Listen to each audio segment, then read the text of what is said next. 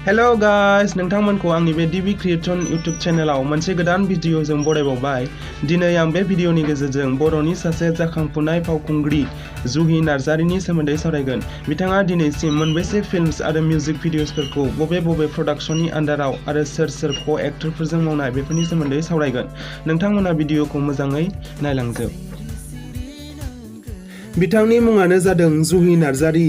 बिथाङा सासे बर'नि एक्ट्रेस। बिथांनि हमटाउनआ जादों गुवाहाटी आरो बिथांनि जोनोमा जादोंमोन 3 सेप्तेम्बर 1996 मायथाइयाव आरो दा बिथांनि बैसोआ 23 बोसोर। बिथांनि सावथुनफोरा जादों फारियै बिथांनि गिबिसिन सावथुननि मुङानो जादों आंनि बिखा आरो बे सावथुना 2013 मायथाइयाव रिलिज जायो आरो बे सावथुननि हिर'आ जादों अलंबार गयारी।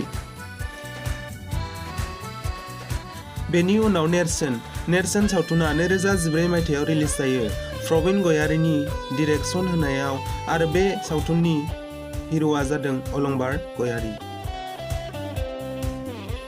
बेनि उनाव आदा खर' गिदिर बे सावथुना 2015 मायथाइयाव रिलिज जायो प्रवीण गयारीनि डिरेक्शन होनायाव आरो बे सावथुननि हिर'आ जादों अलंबार गयारी। बेनि उनाव मिस्टार दुगा बर' बे सावथुना 2017 मायथाइयाव रिलिज जायो माइकेल मुसाहारिनि डिरेक्शन होनायाव आरो बे सावथुननि हिर'आ जादों लिंसार बसुमतारी। बेनि उनाव हाफ ब्रेन सावथुना 2018 मायथाइयाव रिलिज जायो आरो बे सावथुननि हिर'फोरा जादों रिमाल आरो मोगथां। बेनि उनाव फोरमान सावथुना 2019 मायथाइयाव रिलिज जायो प्रवीण बर'नि डिरेक्शन होनायाव आरो बे सावथुननि हिर'आ जादों मोगथां। बेनि उनाव द ट्रेप बे सावथुना 2019 मायथाइयाव रिलिज जायो भबेन्द्र दैमारिनि डिरेक्शन होनायाव आरो बे सावथुननि हिर'आ जादों नेरसोन। बिथांनि मिउजिक भिडिअसफोरा जादों रजे नोंखौ आं। बे मिउजिक भिडिअआ 2019 मायथाइयाव रिलिज जायो NFE स्टुडिअ'निफ्राय आरो बे मिउजिक भिडिअनि हिर'आ जादों रुपम।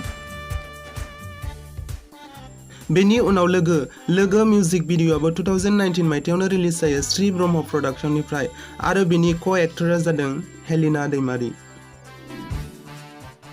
नोंथांमोनहा आंनि बे भिडिअखौ नायनानै मोजां मोनदोंब्ला अन्नानै भिडिअखौ लाइक, कमेन्ट, शेयार आरो चेनेलखौ साबस्क्राइब खालामनो दाबाव आरो लोगोसे सेराव थानाय बेल आइकनखौ थुनानै होनो दाबाव। गोजोन्थों।